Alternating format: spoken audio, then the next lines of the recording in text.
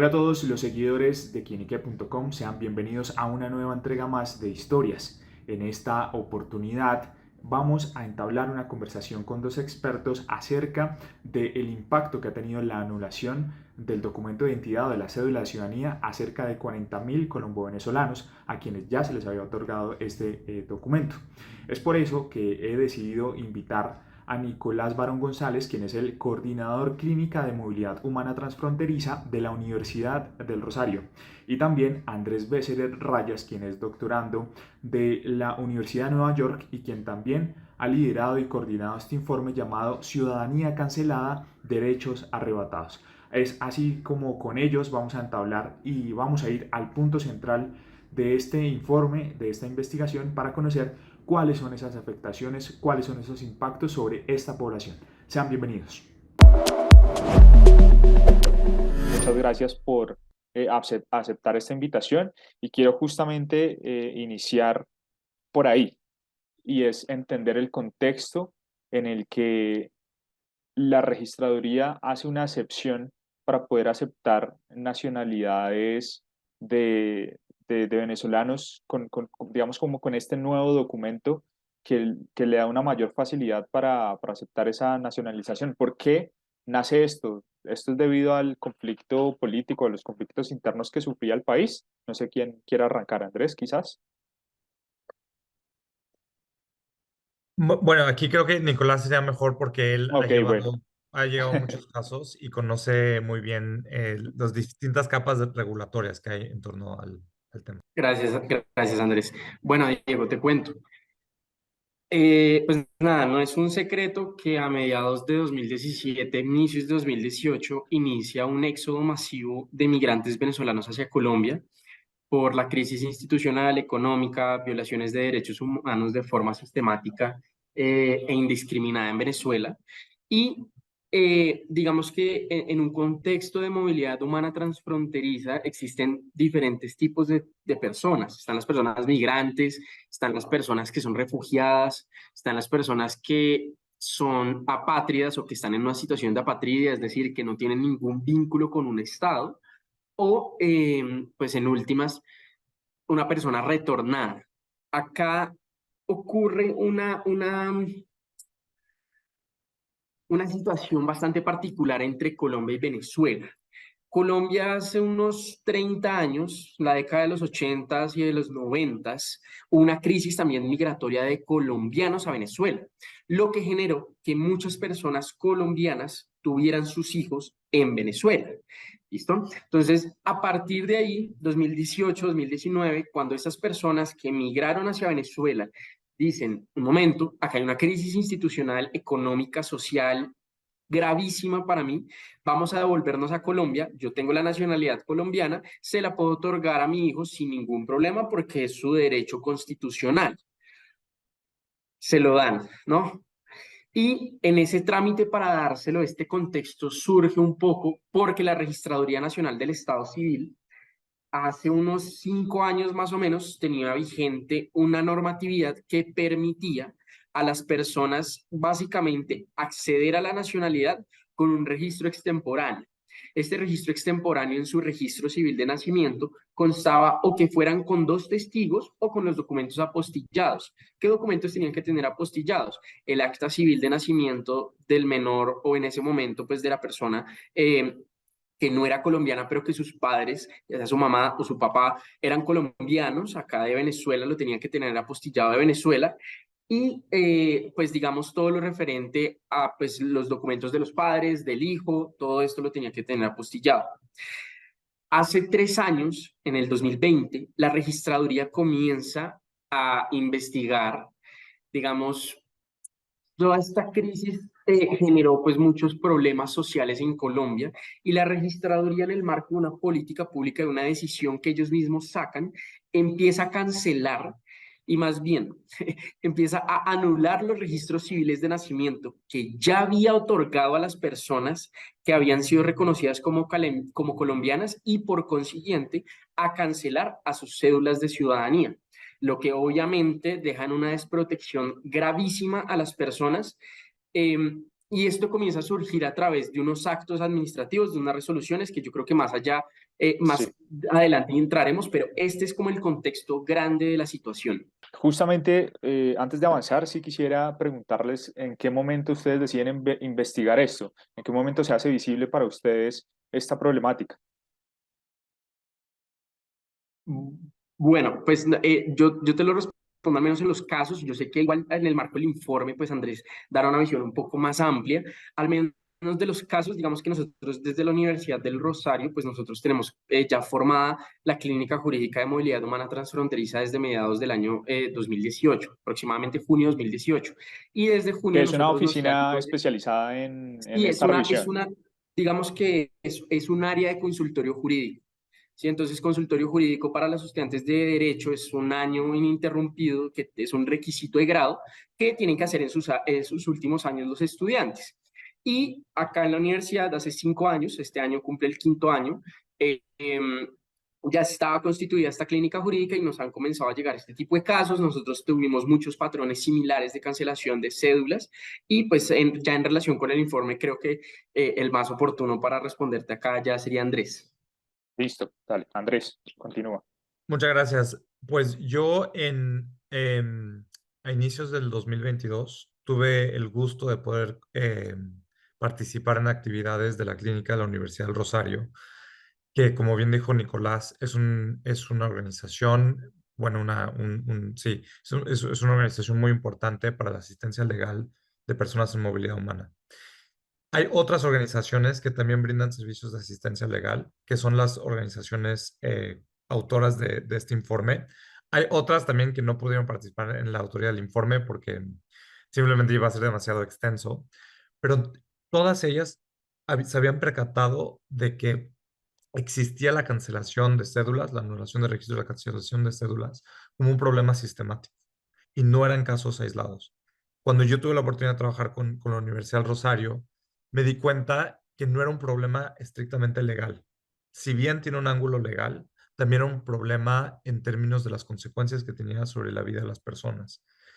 Yo no soy abogado, eh, tengo el gusto de trabajar con abogados, soy científico social y desde las ciencias sociales tenemos herramientas y también estamos entrenados para buscar poder retratar de una manera sistemática los efectos que tiene una política pública o una decisión administrativa o jurídica sobre la vida de las personas.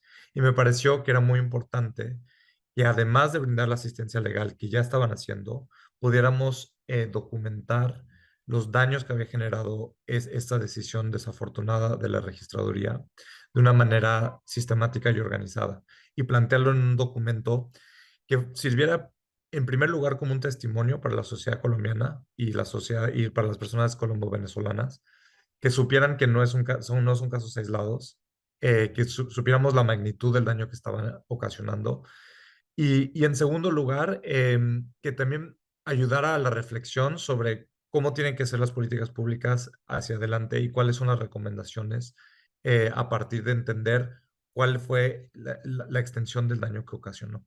¿Cuál es esa razón que da la registraduría para empezar a hacer esta cancelación de las cédulas, para anularlas, o estos registros que previamente ya se habían aceptado con una política que facilitaba el proceso? Cuál es como ese motivo principal que ustedes encuentran ahí de la anulación? Bueno, frente a esto, digamos que hay un problema bastante grande, y es que la registraduría alega la comisión de un falso, o pues, digamos, la comisión de un delito, que es la falsa identidad, ¿sí? Entonces dice que las personas que se les cancela la cédula de ciudadanía porque se les anuló el registro civil de nacimiento, es porque están incurriendo en una falsa identidad, lo que pues es terrible porque es casi que tildarlos de criminales sin ningún juicio antes y decirles que están cometiendo un delito de suplantación de identidad, ¿no? Entonces, de entrada ya les están diciendo, un momento, nosotros les vamos a cancelar estas cédulas por falsa identidad, entonces, por favor, usted casi que salga del país, porque usted está cometiendo delitos.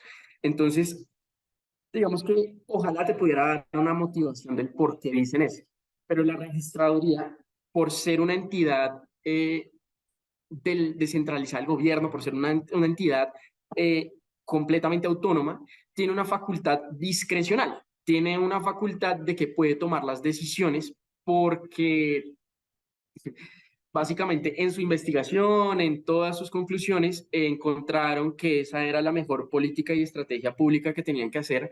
Entonces no te argumentan el por qué, sino que solo te dicen, tu cédula está cancelada porque tu registro civil de nacimiento se anuló por falsa identidad.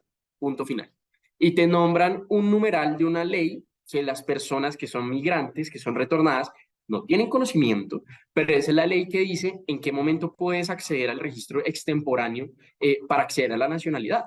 Entonces, obviamente, la gente queda muy confundida porque si para uno como abogado es complicado conocerse todas las normas, pues imagínate para una persona migrante y una persona que pues no tiene ningún conocimiento de derecho. Entonces, más o menos la registraduría dice, te lo cancelo por falsa identidad, pero no te dice una razón del por qué, solo te dice, te lo cancelo por falsa identidad. Ok, claro.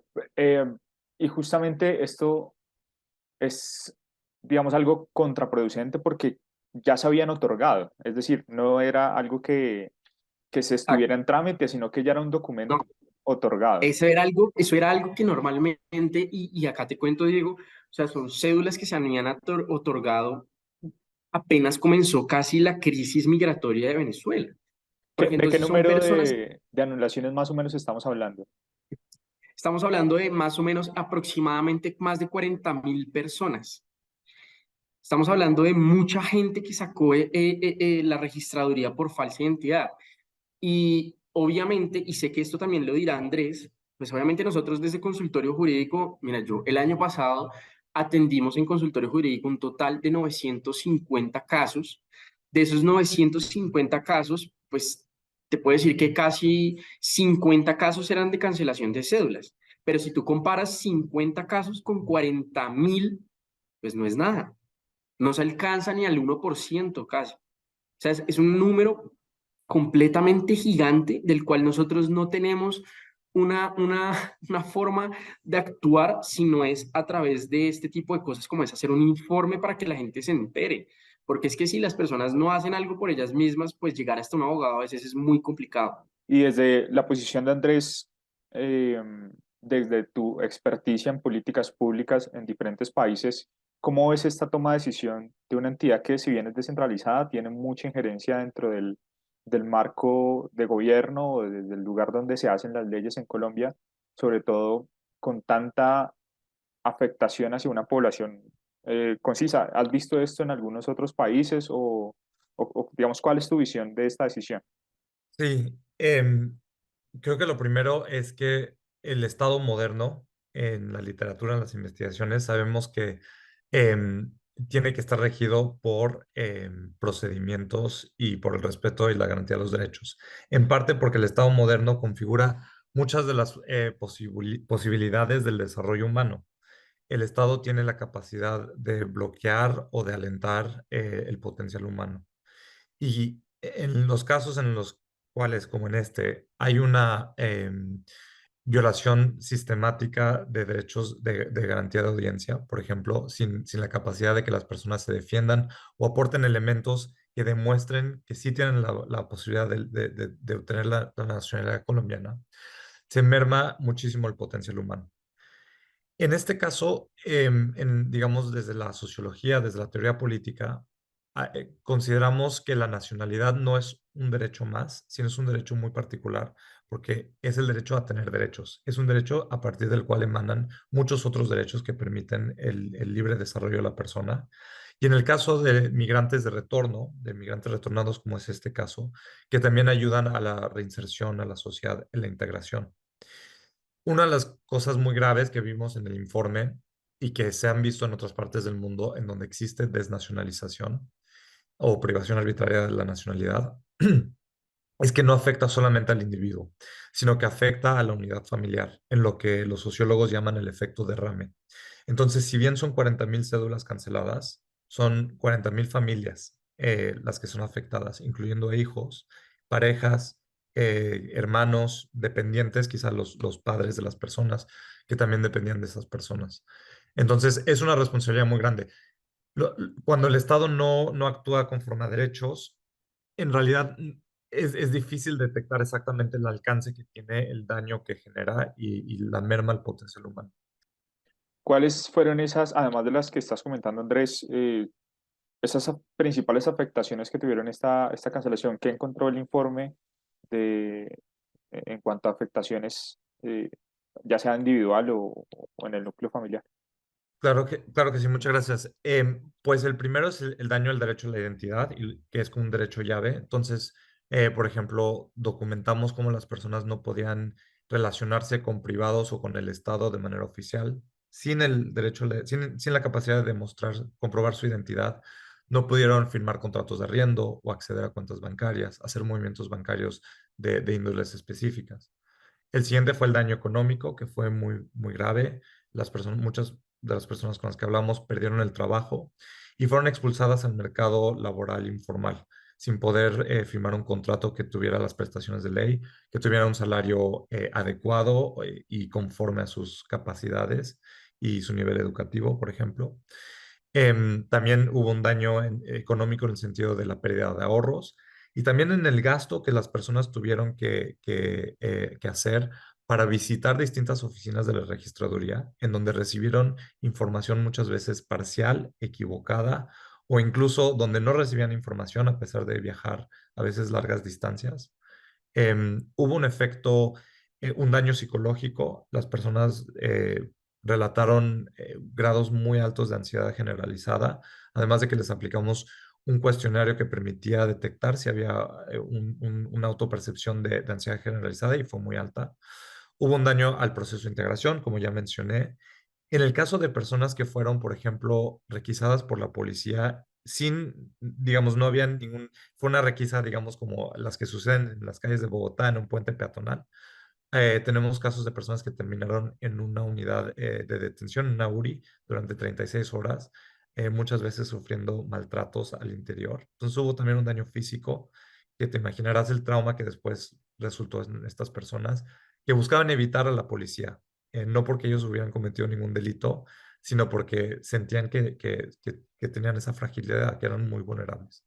Por último, el efecto derrame y lo que llamamos el castigo multigeneracional, que son conceptos de la sociología, em, también lo detectamos, ¿no? Entonces, sobre todo los niños, tuvimos varios casos de niños que sufrieron de inseguridad alimenticia porque sus padres ya no podían poner suficiente alimento en la mesa. Y que también, digamos, en el caso, por ejemplo, hay un caso que se relata en el informe, la hija de una de las personas afectadas tuvo que dejar sus planes de estudiar para entrar a trabajar y compensar la pérdida de salario de su madre ocasionada por la pérdida de cédula. Entonces, son castigos muy injustos porque en ningún, son daños injustos, ni siquiera castigos, porque no había una causa en realidad, ¿no? Es un acto administrativo torpe que genera todas estas consecuencias. Y de Eh, pronto, Diego, perdóname, Dale, dale, no, perdóname continúa. para agregarle algo a Andrés, y es que desde el punto de vista jurídico, el daño es muy grande también, ¿no? Porque hay un punto y es que, claro, si a ti te si a ti te reducen a ser una persona sin identificación, sin tener una nacionalidad, pues tú en el Estado colombiano tú no puedes tener ningún tipo de derecho. Tú no puedes estar en una EPS, tú no puedes adquirir un trabajo formal. Si tú estás trabajando, el empleador está en todo su derecho de despedirse porque, claro, acabo de recibir una notificación de que mi trabajador no solo está cometiendo un delito, sino que su identidad es falsa, se desafilia de la EPS, se desafilia de todo el sistema de seguridad social. Si la persona está trabajando, se le puede despedir. Como dijo Andrés, si la persona está estudiando, puede tener que verse obligada a salir de los estudios.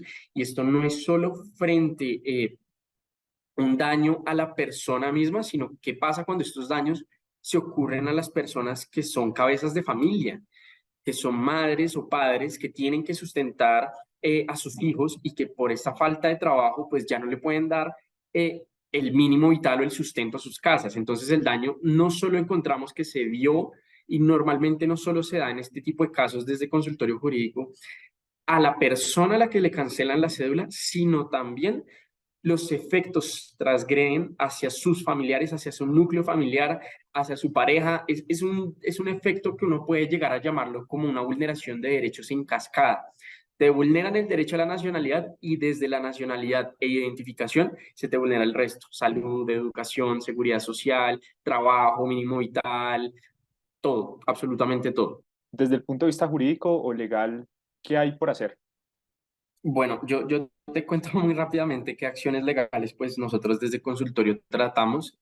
Eh, y acá también voy a ser muy sincero, y yo como abogado lo debo reconocer: las acciones que existen son muy pocas, es muy poco, y uno tiene que recurrir casi que a saturar la rama judicial con acciones de tutela, que si bien uno como abogado debería tratar de impedir eso, pues hombre, es la única forma, es la única forma, porque acciones como tal que uno pueda hacer que estén dispuestas como en un código o algo, pueden demorarse 5 a 10 años en ser resueltas si se va por esa vía.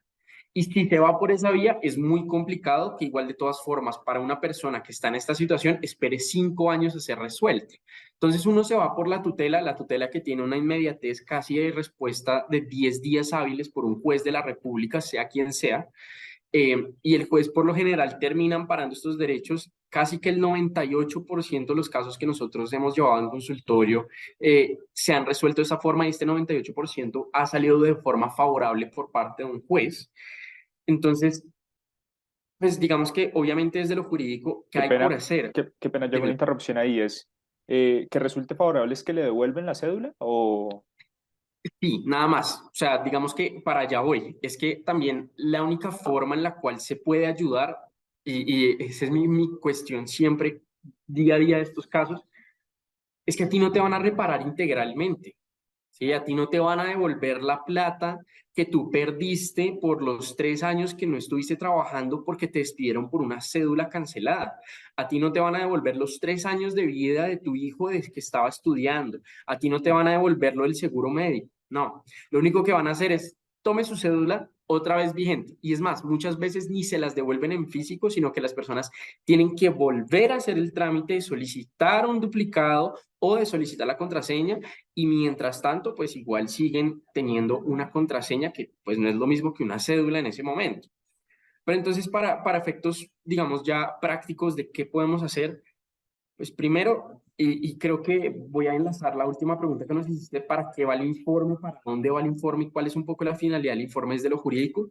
A mí el informe me parece que es súper enriquecedor en la parte pedagógica, y en la parte pedagógica y en la parte de difusión de la situación, porque una vez nosotros difundamos esta situación y hagamos pedagogía, no solo a los funcionarios de la registraduría, no solo a los jueces, no solo a los magistrados, no solo a las altas cortes, también se lo estamos haciendo a nuestros propios usuarios, a las personas a las que se ven víctimas de este abuso.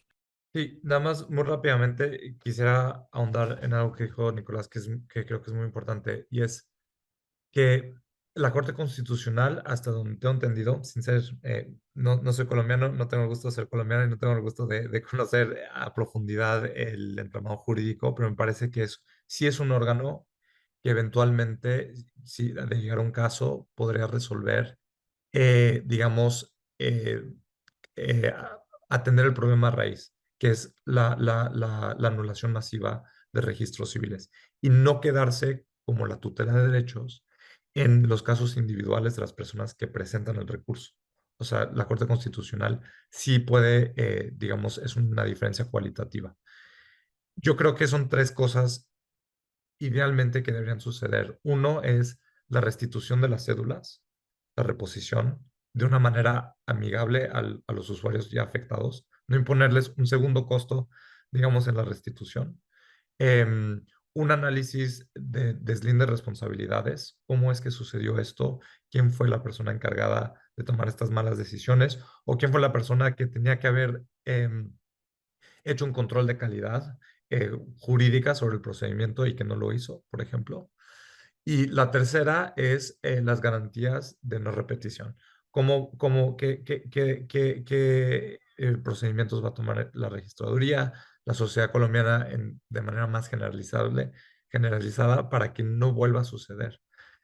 Si bien la registraduría es un ente administrativo, es una autoridad administrativa que solemos pensar que son, digamos, que atienden problemas de trámites y quizá menos graves de lo que pensaríamos, ¿no? Como entidad administrativa.